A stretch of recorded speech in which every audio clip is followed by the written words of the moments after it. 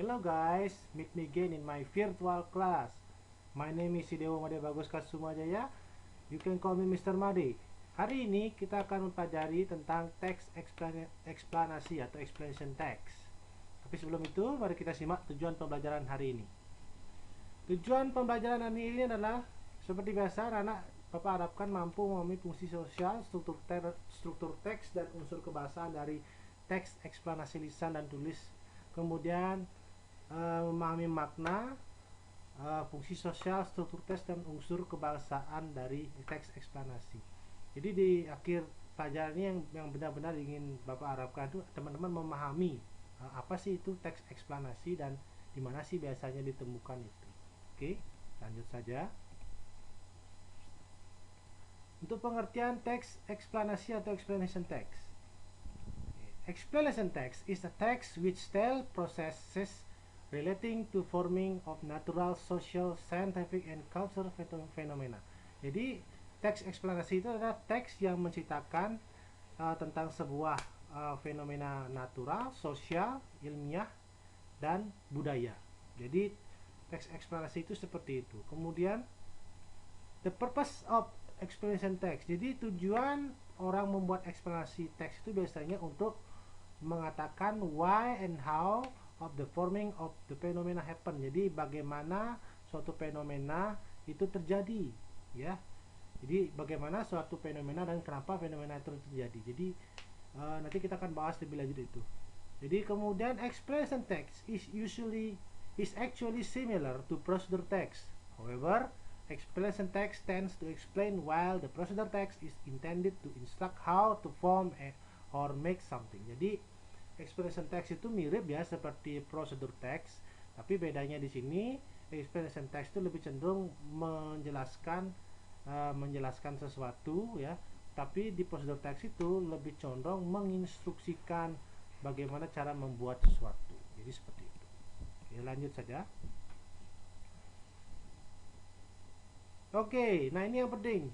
Di mana sih biasanya kita menemukan explanation text? Jadi explanation text itu biasa ditemukan di buku science atau buku IPA, nanti yang kalian sedang pelajari buku IPA, kimia, geografi dan sebagainya. Kemudian geografi, history textbook ya, dan buku sejarah. Jadi nanti akan kalian sering membaca dan menemukan teks eksplanasi ini. Oke, lanjut saja. Kemudian karakteristik dari teks eksplanasi ini adalah mereka menggunakan generic participant, contohnya sun and rain, kemudian chronological connection, contohnya to begin with, next, kemudian menggunakan passive voice ya. Jadi kalau misalnya mau belajar passive voice nanti ada channel khususnya, silahkan saja search nanti di YouTube channel Bapak tentang passive voice, ada di sana ya. Kemudian menggunakan simple present tense. Jadi 4 ini biasanya menggunakan generic participant, chronological connection, passive voice, dan simple present tense. Oke, lanjut saja. Kemudian generic struktur dari explanation text. Jadi generic strukturnya itu ada 3 ya, general statement, sequence explanation, kemudian closing.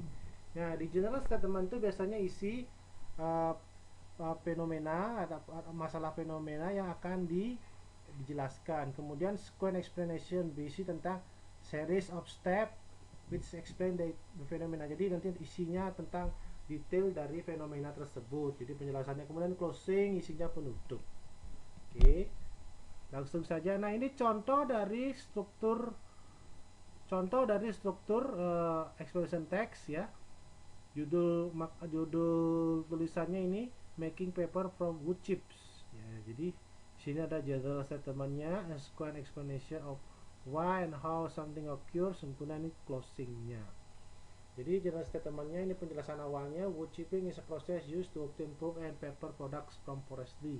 The wood chipping process begins when the trees are cut down in selected area of the forest called cube.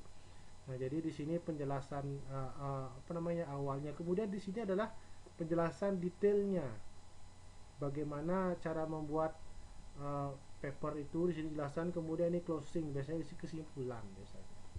Nah, jadi seperti ini struktur teksnya ada 3 ya. Nah, yang Bapak harapkan kalian paham tujuan dari explanation text ini supaya teman-teman nanti tidak kaget ketika dapat teks eksplanasi itu di buku-buku science, history book, ya, kemudian di buku geografi, jadi gampang jadinya mempelajarinya. Oke, jadi seperti itu pelajaran hari ini. Jika ada pertanyaan silahkan hubungi Bapak di 087861 453281 atau bisa dihubungi di WhatsApp Bapak.